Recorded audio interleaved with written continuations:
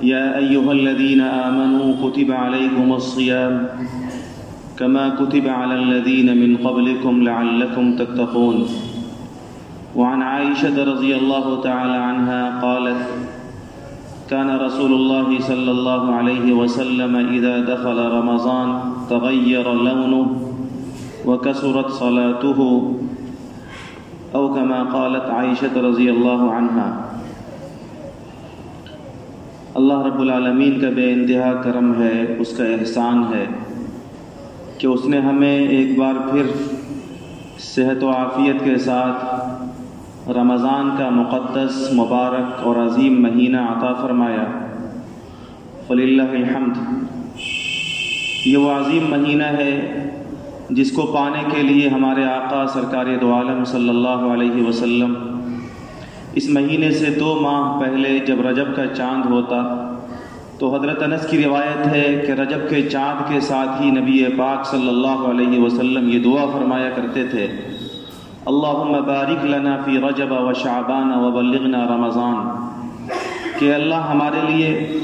رجب اور شعبان کے اندر ہماری زندگی میں برکت عطا فرمائیے اور صحت و عافیت کے ساتھ ہمیں رمضان تک پہنچا دیجیے۔ اسی طریقے سے حضرات تابعین میں ایک بڑا نام ہے ابن الفضل رحمۃ اللہ علیہ کا۔ وہ فرماتے ہیں کہ ہمارے یہاں تابعین کے یہاں اس زمانے کے مسلمانوں میں رمضان کا ایسا اہتمام تھا، ایسی قدر تھی کہ کانوا یدعون اللہ 6 اشہر ان یبلغہم رمضان، وہ 6 مہینے دعا کرتے تھے کہ اللہ انہیں رمضان تک پہنچا دے، اللہ انہیں ایسی صحت دے، طاقت دے، عمر دے کہ وہ رمضان کو پالیں، اور پھر رمضان کے مہینے میں خوب سے خوب عبادت کرتے تھے۔ ثم یدعونہ 6 اشہر ان یتقبلہ منہم، پھر 6 مہینے یہ دعا ہوتی تھی کہ اے اللہ رمضان میں جو عبادت ہم نے کی وہ عبادتیں قبول کر لیجئے۔ تو گویا پورا سال رمضان کے لیے دعا، 6 مہینہ رمضان کے پانے کی دعا، اور 6 مہینہ رمضان کے اعمال و طاعات کی قبولیت کی دعا ہوا کرتی تھی۔ یہ رنگ تھا حضرات تابعین میں، جنہوں نے حضرات صحابہ سے اور جناب رسول پاک صلی اللہ علیہ وسلم سے رمضان کی قدر و قیمت کا احساس پایا تھا۔ بزرگوں میں ایک بڑا نام ہے حضرت امام ربانی مجدد الفسانی رحمۃ اللہ علیہ کا۔ وہ فرماتے ہیں کہ رمضان کے اندر اللہ رب العالمین کی ایسی رحمتیں اور ایسی خاص برکتیں بندوں کی طرف متوجہ ہوتی ہیں کہ رمضان کے علاوہ 11 مہینوں کے اندر جو رحمتیں نازل ہوتی ہیں ان کو رمضان کے اندر اترنے والی رحمتوں سے ویسی بھی نسبت نہیں ہے جو ایک قطرے کو سمندر کے ساتھ ہوتی ہے۔ ایک قطرہ ہو اس کو سمندر سے کیا نسبت ہو سکتی ہے؟ ٹھیک اسی طریقے سے رمضان کے علاوہ 11 مہینوں میں جو اللہ کی رحمتیں اترتی ہیں اس کی مثال ایک قطرے کی طرح ہے، اور رمضان کے اندر جو اللہ کی رحمتیں اور برکتیں نازل ہوتی ہیں اس کی مثال سمندر کی طرح ہے۔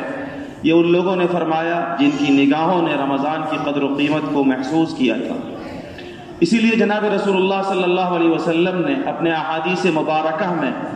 بہت الگ انداز میں اس کی فضیلت اور اہمیت کو الگ الگ جگہوں پر ارشاد فرمایا۔ ایک روایت میں نبی پاک صلی اللہ علیہ وسلم نے ارشاد فرمایا، ان الجنت لتبخر وتزین من الحول الى الحول لدخول شہر رمضان، کہ جنت پورے سال کے شروع سے اخیر تک رمضان کے استقبال کے لیے خوشبو کی دھنی دی جاتی ہے، اور رمضان کے لیے جنت کو پورے سال سنوارا جاتا ہے۔ اور پھر جب رمضان کی پہلی رات آتی ہے تو عرش الہی کے نیچے سے ایک ہوا چلتی ہے جس کا نام ہے مسیرہ۔ اس ہوا کی وجہ سے جنت کے محلات کے کواڑ کے حلقے بجنے لگتے ہیں، درختوں کے پتوں میں سرسراہٹ آنے لگتی ہے۔ یہ آواز سن کر جنت کی خوبصورت آنکھوں والی حوریں اپنے محلات سے باہر آتی ہیں اور جنت کے بالا خانوں کے درمیان کھڑے ہو کر یہ اعلان کرتی ہے کہ کون ہے جو اللہ کی زیادہ سے زیادہ بندگی کر کے مجھ سے مغنی کر لے اور اللہ اسے مجھ سے جوڑ دے۔ اور یہ حوریں جنت کے داروغہ رضوان سے پوچھتی ہیں کہ یہ کون سی رات ہے جو اتنی زیادہ خوشگوار ہے اور اتنی زیادہ خوبصورت ہے۔ جنت کے داروغہ رضوان کہتے ہیں کہ یہ رمضان کی پہلی رات ہے۔ اللہ رب العالمین نے اپنے محبوب صلی اللہ علیہ وسلم کی امت کے لیے جنت کے دروازوں کو کھول دیا ہے، اور پھر اللہ رب العالمین جنت کے داروغہ رضوان سے فرماتے ہیں کہ میرے محبوب کی امت کے لیے جنت کے تمام دروازوں کو کھول دو، اور جہنم کے داروغہ مالک سے فرماتے ہیں کہ میرے محبوب کے روزہ داروں کے لیے جہنم کے دروازوں کو بند کر دو۔ اور حضرت جبریل علیہ السلام کو اللہ تعالیٰ یہ حکم فرماتے ہیں کہ زمین میں جاؤ اور تمام سرکش شیاطین کو قید کر کے اس کے گلے میں توق ڈال دو اور سمندر میں ڈال دو، تاکہ وہ میرے محبوب کے روزے داروں کے روزوں کو خراب نہ کریں۔ اور پھر اللہ رب العالمین ایک خاص فرشتے کو یہ حکم فرماتے ہیں کہ وہ رمضان کی ہر رات 3 مرتبہ یہ اعلان کرے، هل من سائل فأعطيه سؤلا، ہے کوئی سوال کرنے والا جو اپنے سوال کے لیے در در کی ٹھوکریں کھاتا رہا اور کہیں سے اس کی فریاد رسی نہیں کی گئی، جس نے اپنے سوال کو پورا کرنے کے لیے دنیا کے بڑے بڑوں کے دروازوں پر دستک دی اور اسے یہ لگا کہ اسے سب جگہ دھتکار دیا گیا، وہ آئے اور رمضان کی راتوں میں مجھ سے مانگے، اعطیہ سؤلا، اس کا سوال کوئی بھی ہو، دنیا کی ہو، آخرت کے تعلق سے ہو، میں اس کے سوال کو پورا کروں گا، اس کی ضرورت کو پورا کروں گا۔ اور پھر اعلان ہوتا ہے هل من تائب فاتوب علیہ، ہے کوئی توبہ کرنے والا، ہے کوئی وہ بندہ جس نے سال بھر گناہ کر کر کے اللہ کے غضب کو دعوت دے دیا، اسے یہ لگ رہا ہے کہ اس نے اتنا زیادہ گناہ کر لیا ہے کہ اب شاید اس کی مغفرت نہ ہو، وہ اللہ کی رحمت سے ایک طرح مایوس بیٹھا ہوا ہے، وہ اپنے گناہوں کے دلدل میں دھسا ہوا ہے، وہ دن رات کی تاریکیوں میں اور گناہوں کی ظلمتوں میں بالکل ایک نا امید اور یاس کے عالم میں ہے، قنوطیت کے عالم میں ہے۔ اللہ رب العالمین کی طرف سے رمضان کی ہر رات 3 مرتبہ فرشتوں کی طرف سے یہ اعلان کیا جاتا ہے، هل من تائبین، ہے کوئی توبہ کرنے والا، اللہ کی طرف پلٹنے والا، گناہوں پر رونے دھونے والا اور اللہ کی بارگاہ میں رجوع کرنے والا، وہ رجوع کرے، اللہ کی بارگاہ میں سچی توبہ کرے، اللہ کے سامنے اپنے غموں کا دکھڑا سنائے، اتوب علیہ، میں اس کے توبے کو قبول کروں گا۔ هل من مستغفر فاغفر له، ہے کوئی جو مغفرت کا چاہنے والا ہو، مغفرت کا طلب کرنے والا ہو، اللہ کی بخشش کا سوالی ہو، وہ اللہ سے اللہ کی مغفرت کا سوال کرے، فاغفر له، اور پھر اللہ فرماتے ہیں کہ میں اس کو معاف کر دوں۔ تو مستقل ہر رات نبی علیہ الصلوۃ والسلام نے فرمایا کہ ایک منادی کی طرف سے رمضان کی ہر رات میں 3 مرتبہ یہ صدائیں لگائی جاتی ہیں۔ رسول پاک صلی اللہ علیہ وسلم نے اس مہینے کی عظمت کو بتاتے ہوئے ایک روایت میں ارشاد فرمایا، جب رمضان کا مہینہ آ چکا تھا تو آپ نے اپنے صحابہ کو متنبہ کیا، اتاکم رمضان، اے لوگو، اے میرے پیارو، یہ کوئی عام مہینہ نہیں ہے، یہ بڑا عظیم مہینہ ہے جو تمہارے اوپر آیا ہوا ہے، شہر برکہ، یہ برکتوں والا مہینہ ہے، یخشاکم اللہ، یہ وہ مہینہ ہے جس میں اللہ رب العالمین کی خصوصی توجہ تمہارے طرف ہو رہی ہے، اللہ تعالیٰ خاص توجہ تم تمام بندوں کی طرف کر رہا ہے، فینزل الرحمہ، اللہ کی خصوصی توجہ ہی کا عالم ہے کہ اللہ تعالیٰ خاص رحمتیں تم پر نازل فرماتا ہے، ویحط الخطایا، یہ خاص توجہ ہی کا مظہر ہے کہ اللہ تعالیٰ تمہارے گناہوں کو مٹا رہا ہے، ویستجیب فیہ الدعاء، یہ خصوصی توجہ کا نتیجہ ہے کہ اللہ تمہاری دعاؤں کو قبول کر رہا ہے۔ اور پھر فرمایا کہ اروا اللہ من انفسکم خیرا، کہ اس مہینے کے اندر اللہ رب العالمین تمہاری نیکیوں کو دیکھ کر فرشتوں کے سامنے فخر کرتے ہیں، یباہی بکم ملائکتہ، اللہ تعالیٰ تمہارے نیکیوں کے اندر تنافس کو، تمہارے تقابل کو، تمہارے ایک دوسرے سے آگے بڑھ جانے کے ریس کو دیکھ کر فرشتوں کے سامنے فخر کرتے ہیں۔ فرشتے جنہوں نے کہا تھا انسانوں کی تخلیق کے وقت کہ اللہ آپ ایسوں کو پیدا کر رہے ہیں جو زمین میں فساد مچائیں گے، تو اللہ نے کہا تھا کہ میں جانتا ہوں تم نہیں جانتے۔ فرشتوں کو اللہ رب العالمین رمضان کے اندر جب یہ ایمان والے تنافس اور تقابل، تلاوت میں، تراویح میں، روزوں کو اچھی طریقے سے رکھنے میں ایک دوسرے سے بڑھ جانے کی ریس کرتے ہیں، تو فخر فرماتے ہوئے فرشتوں سے کہتے ہیں کہ دیکھو یہی بندے ہیں جن کے بارے میں تم نے کہا تھا کہ زمین میں خونریزیاں کریں گے، فساد مچائیں گے، اور ہم آپ کی تسبیح و تحمید کرنے کے لیے کافی ہیں۔ دیکھو میرے بندوں کو رمضان کے اندر دن کو بھوکے ہیں، پیاسے ہیں، راتوں کو تھکے ہیں اور لمبی تراویح میں کھڑے ہیں، دیکھو یہ تہجد کے وقت نیند سے دور ہو کر میری بارگاہ میں رو دھو رہے ہیں، دیکھو میرے بندوں کے تنافس کو۔ نبی پاک صلی اللہ علیہ وسلم نے فرمایا اروا اللہ من انفسکم خیرا، اے لوگو، یہ مہینہ جس میں خصوصی رحمت اللہ کی ہو رہی ہے، اللہ تمہارے گناہوں کو مٹا رہا ہے، دعاؤں کو سن رہا ہے، اللہ تمہارے تنافس پر فرشتوں کے سامنے فخر کر رہا ہے، اے میری امت کے لوگوں، اللہ کو اپنی نیکیاں دکھلاؤ، اس مہینے میں خوب نیکیاں کرو، خوب بندگی کرو اور اللہ رب العالمین کو اپنی نیکیاں دکھلاؤ۔ کیوں نیکیاں کرو؟ اللہ تعالیٰ کو کیوں نیکیاں دکھلاؤ؟ کیوں تم نیکیوں میں ایک دوسرے سے بڑھ جانے کی ریس کرو؟ فَإِنَّ الشَّقِيَّ مَنْ حُرِمَ فِيهِ رَحْمَةَ اللَّهِ عَزَّ وَجَلَّ، کیونکہ وہ آدمی محروم ہے، وہ بدبخت ہے جو اس عظیم مہینے میں بھی اللہ کی رحمت سے محروم رہ جائے۔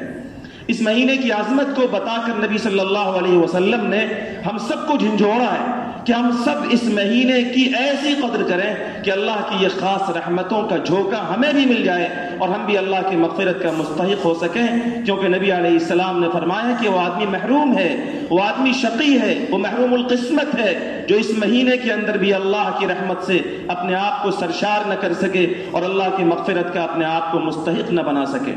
نبی علیہ الصلوۃ والسلام نے ایک موقع سے فرمایا کہ یہ جو مہینہ ہے، ان للہ عتقاء فی کل یوم ولیلہ، اللہ رب العالمین اس مہینے کے اندر روزانہ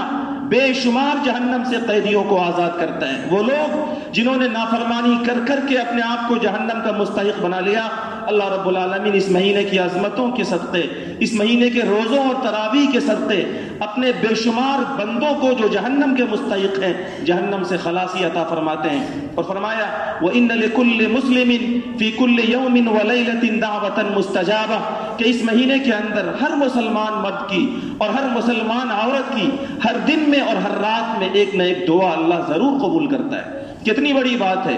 اگر ہم میں سے کوئی آدمی کسی بڑے بزرگ سے، کسی بڑے عالم سے پوچھے کہ حضرت آپ یہ بتائیے کہ اللہ تعالیٰ دعاؤں کو کب سنتا ہے؟ میں بڑا پریشان ہوں، میرے ساتھ بڑے حالات ہیں، میرے گھر میں بڑی پریشانی ہے، بیماریاں ہیں، فقر و فاقہ ہے، محتاجگی ہے، حالات ہیں جو ختم نہیں ہو رہے ہیں، تو کوئی ایسا وقت بتائیے جس میں اللہ کی خاص رحمت متوجہ ہوتی ہو، جب میں فریاد کروں اور میرا مولا مجھے سن لے اور میری پریشانیوں کو دور کر دے۔ اب اگر وہ بزرگ غور و فکر کرنے کے بعد آپ کو کوئی وقت بتائے کہ آپ فلاں وقت میں اللہ رب العالمین کے سامنے دعا کیجئے، میں بھی آپ پر توجہ کروں گا، میں بھی دعا کروں گا، آپ بھی اس وقت دعا کے لیے ہاتھ اٹھائیے گا، اللہ تعالیٰ آپ کی دعا کو قبول کرے گا۔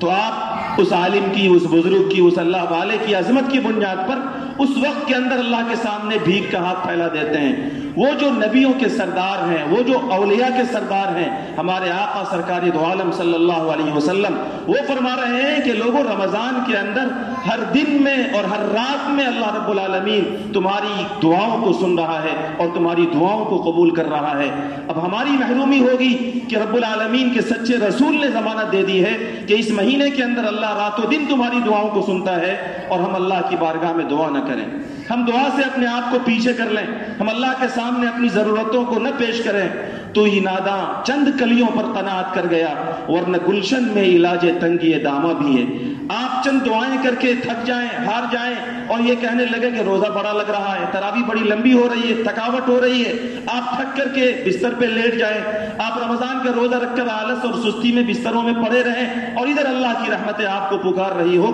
تو ظاہر سی بات ہے کہ یہ ہماری غفلت کی بات ہے اور یہ ہماری سستی کی بات ہے۔ کرنے والوں نے اور قدر کرنے والوں نے اس مہینے کے لمحات کی، اس کے سیکنڈوں کی اور اس کے گھڑیوں کی قدر کی ہے۔ نبی علیہ الصلوۃ والسلام کی وہ حدیث جو اکثر آپ کو سنائی جاتی ہے، آقا صلی اللہ علیہ وسلم نے امت کو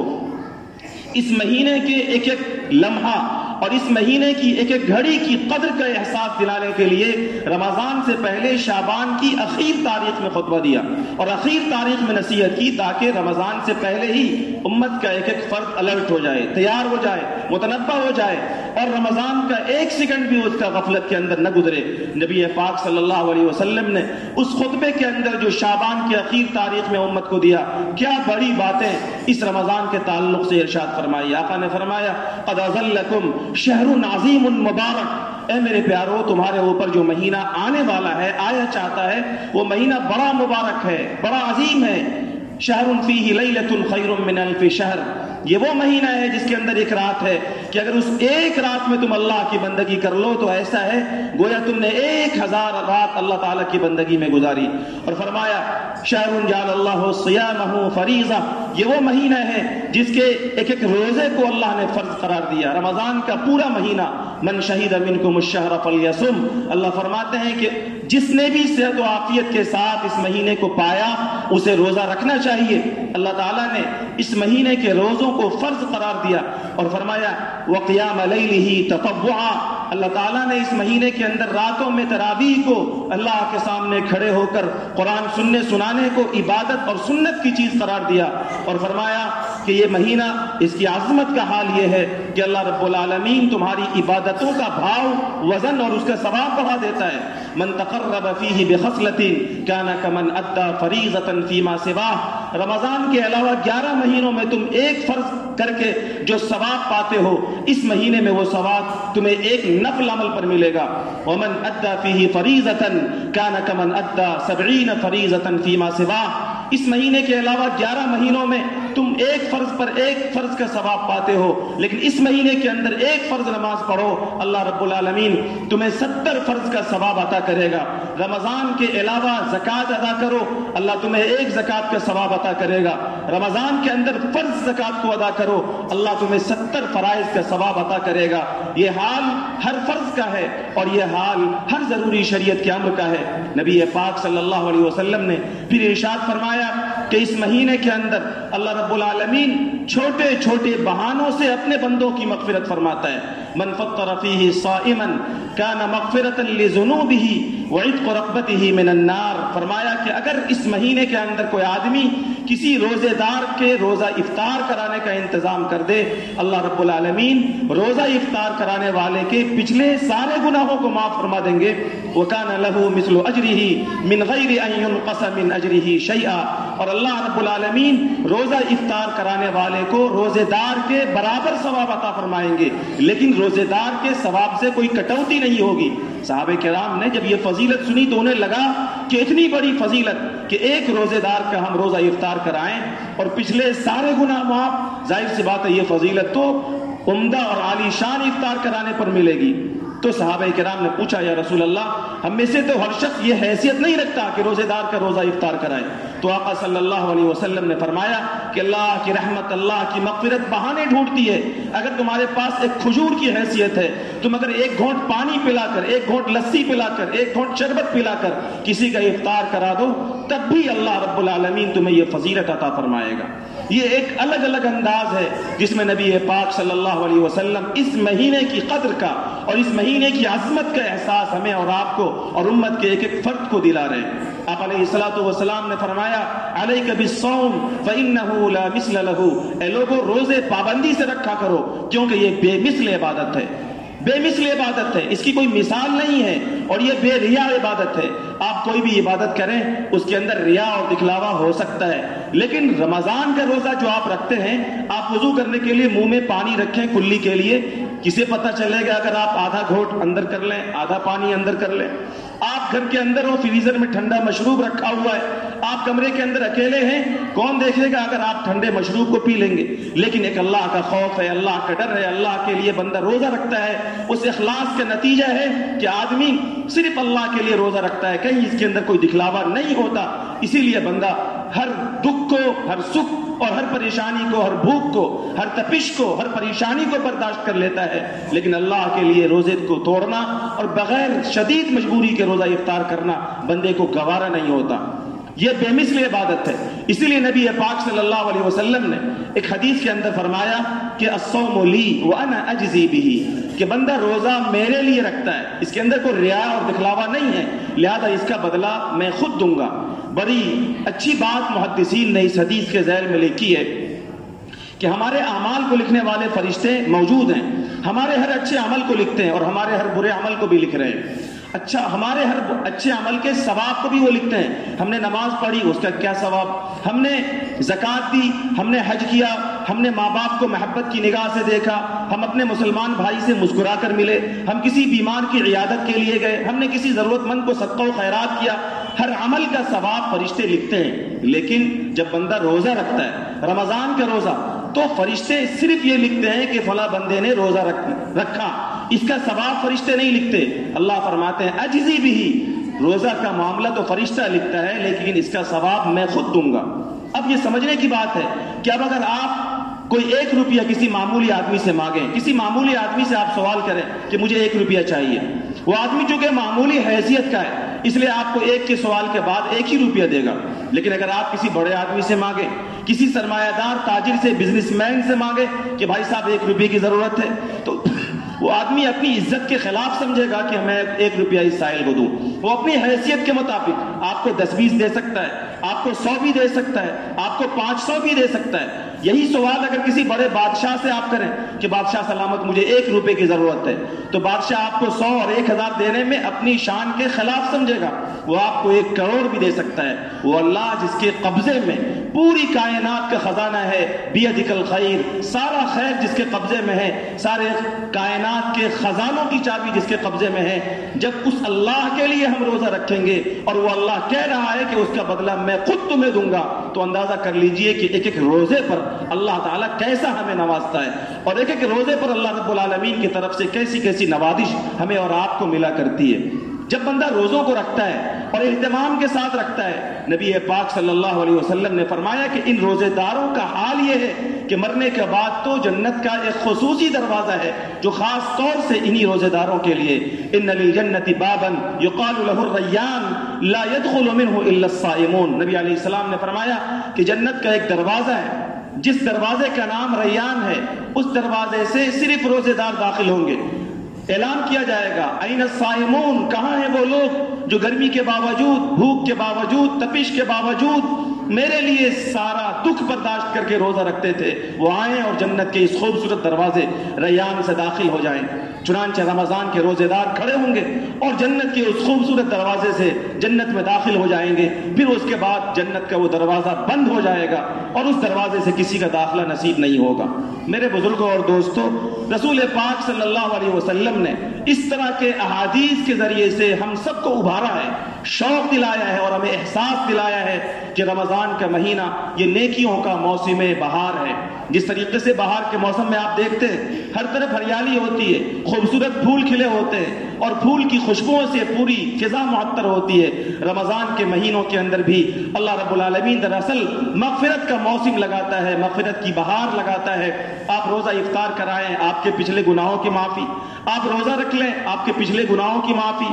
آپ تراویح پابندی سے پڑھیں, آپ کے پچھلے گناہوں کی معافی, معمولی عمل پر آپ کے تمام گناہوں کی معافی کا وعدہ اللہ رب العالمین کی طرف سے ہے. اس لیے ہر صاحب ایمان کو اپنی حیثیت سے اوپر اٹھ کر اس مہینے کے ایک ایک لمحے کی اور ایک ایک سیکنڈ اور گھڑی کی قدر کرنی چاہیے. جس طریقے سے سیزن کے اندر تاجر کو آپ نے دیکھا کہ سیزن کا فائدہ اٹھاتا ہے. ہم میں سے اکثر لوگ جن کو تجارت کا, جن کو بزنس کا تجربہ ہے, وہ کہتے ہیں کہ اس تجارت میں اور اس بزنس میں یہ سیزن کا موسم ہے, اور سیزن کے اندر تاجر ہر مشغولی کو چھوڑ کر کے اپنے کاروبار پر فوکس کرتا ہے کہ اگر اس سیزن میں زیادہ کام کر لیا تو سال بھر بیٹھ کے کھاؤں گا, اگر اس سیزن میں میری تجارت سکسس ہو گئی, کامیاب ہو گئی اور میرا بزنس کامیاب رہا تو میں سال بھر بیٹھ کے کھا سکتا ہوں. چنانچہ وہ شادی بیاہ میں نہیں جاتا, وہ دوستوں کی محفل میں نہیں جاتا, وہ غیر ضروری مشاغل کو چھوڑ دیتا ہے تاکہ سیزن کا فائدہ اٹھایا جائے, کیونکہ اگر یہ سیزن ٹھیک گیا تو سال بھر بھی بیٹھ کے کھا سکتے ہیں.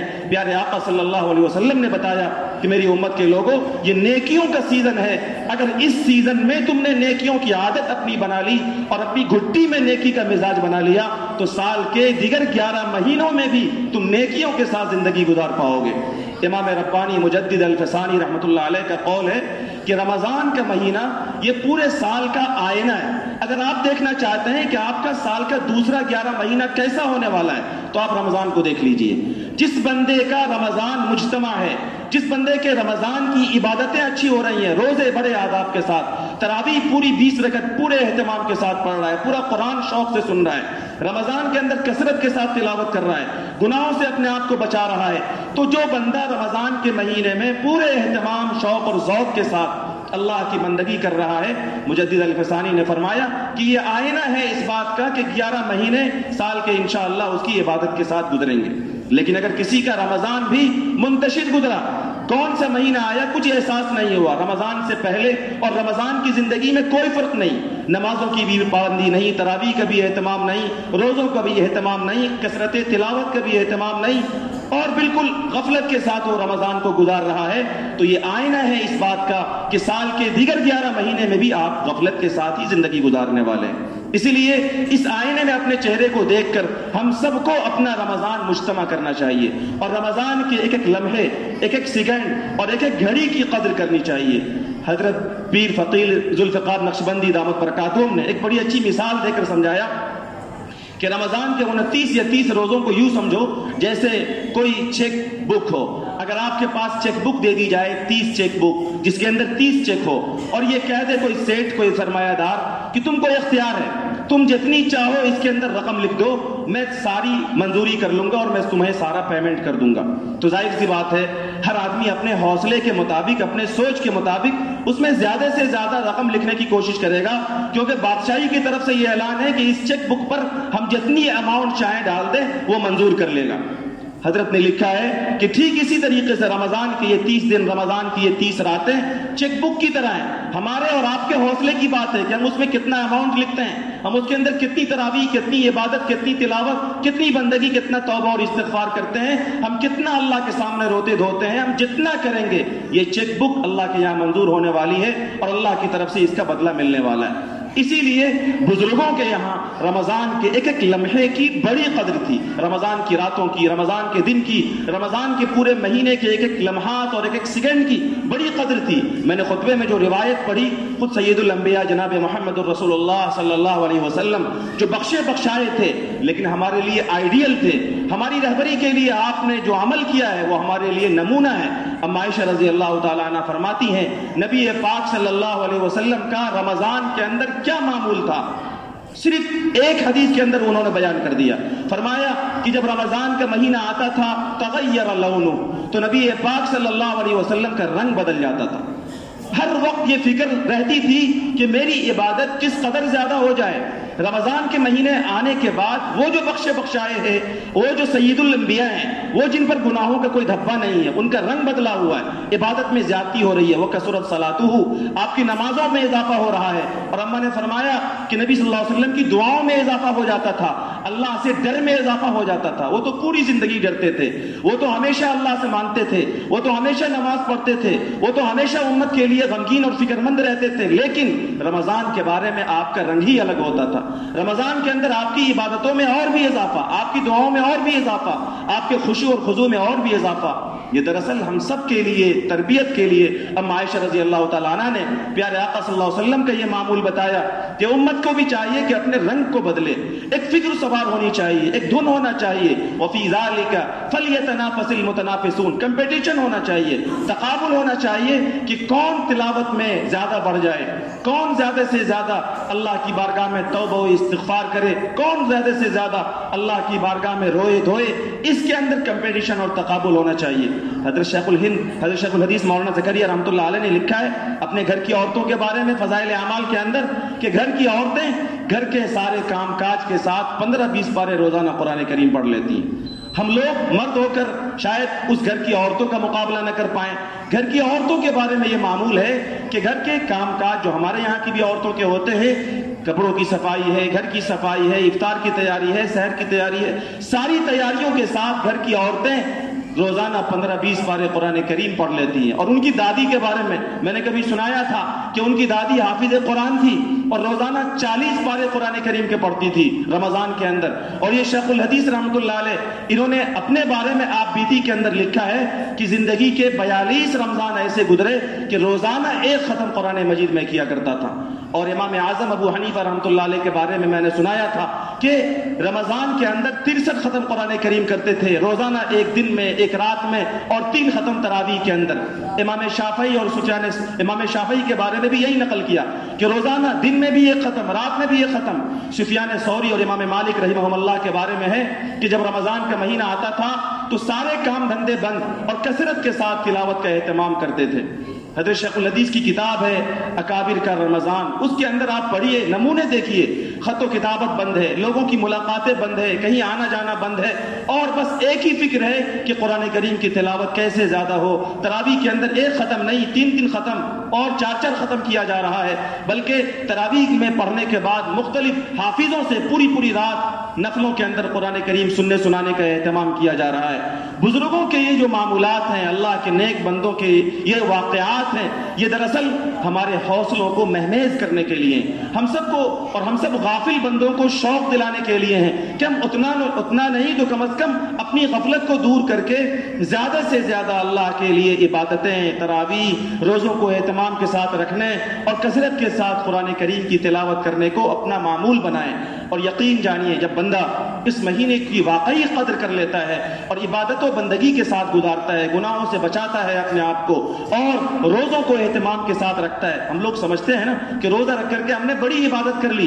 रोज़ा भी रहे और गीबत भी चल रही है, झूठ भी चल रहा है, बदनिगाही भी हो रही है और वक्त भी ज़ाय कर रहे हैं। एक सहाबी ने नबी पाक सल्लल्लाहु अलैहि वसल्लम ने फरमाया कि अगर तुम अल्लाह के सबसे बड़े आबिद बनना चाहते हो, इत्तक़िल महारिम तकुन अअबदन नास, तो गुनाहों से अपने आप को बचा लो। जो आदमी मुहर्रमात से, हराम कामों से अपने आप को बचाता है, वो अल्लाह का सबसे बड़ा इबादत गुजार बंदा है। तो रोज़ा के साथ आदमी अपने आप को गुनाहों से भी बचाए, अपनी निगाहों को गलत देखने से, अपने कान को गलत सुनने से, अपनी जबान को गलत बोलने से, हाथ पांव को गलत बहकने से, दिल दिमाग में गंदे ख्यालात आने से, जितना ज्यादा हो सके आदमी अपने वजूद को, अपने जाहिर को, बातिन को गुनाहों से बचाकर इस महीने के अंदर अल्लाह की खूब से खूब बंदगी करे। जब आदमी हराम से बचाकर अल्लाह की इबादतों का अपने आप को आदी इस महीने में बनाता है, तो वो रोजे का मकसद बंदे के अंदर आता है। जिस सिलसिले में कुरान करीम की मैंने आयत पढ़ी, अल्लाह फरमाते हैं लअल्लकुम तत्तकून, रोजे के ये 30 दिन दरअसल एक तरबियती कोर्स है कि इन 30 दिनों के अंदर ऐसी बंदगी करो, गुनाहों से अपने आप को ऐसा बचाओ कि तत्तकून, तुम्हारे अंदर परहेजगारी की सिफत आ जाए। साल के 11 महीने में भी तुम गुनाहों से बचने लगो, अल्लाह से डरने लगो। अल्लाह रब्बुल आलमीन हम सबको ये महीना पूरे एहतमाम के साथ गुजारने वाला बनाए, रोज़ों को आदाब के साथ रखने वाला बनाए। अल्लाह इस महीने में हम सबको उन खुशनसीबों में शामिल करे जिनकी अल्लाह इस महीने में मग़फ़िरत फरमाता है। अल्लाह इन बातों पर कहने सुनने से ज़्यादा अमल की तौफ़ीक़ अता फरमाए। व आखिरु दावाना अनिल हम्दुलिल्लाहि रब्बिल आलमीन।